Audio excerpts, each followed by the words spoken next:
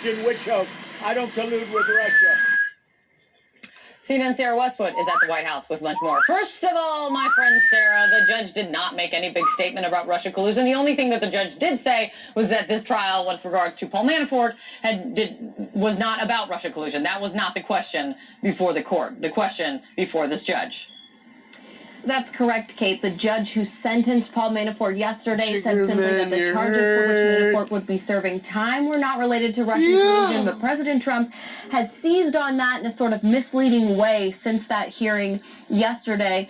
But beyond his former campaign chairman, there was clearly a lot on President Trump's mind as he left the White House. He's weighed in on that February jobs report, but dismissed concerns about those lower than expected number of jobs added in February, and instead pointed to things like wage growth, the overall low unemployment rate.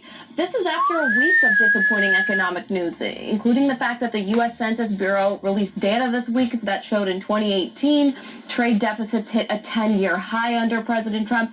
But Trump did express optimism that a deal with China, a trade deal, could still come together, dismissing rumblings that the talks aren't going so well. And on North Korea, he said that he still has a good relationship with North Korean leader Kim Jong-un, that he would be surprised and unhappy to see North Korea resume its testing of missiles. Take a listen.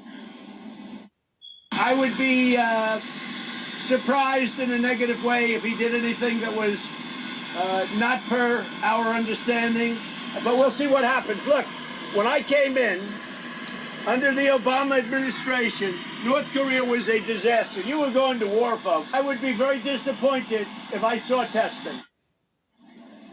Now, the president also hit some other highlights. He suggested that he is not worried Congress will have enough votes to override his veto, his expected veto of a resolution attempting to block his emergency declaration. He also went after Congresswoman Ilhan Omar's comments that have been widely perceived as anti-Semitic. He attacked the Democratic Party for its handling of those, claiming that the Democrats have become the party of anti-Israel sentiment. But of course, those attacks, Kate, could fall flat given the president's own failure to police racism and other forms of bigotry within his own party.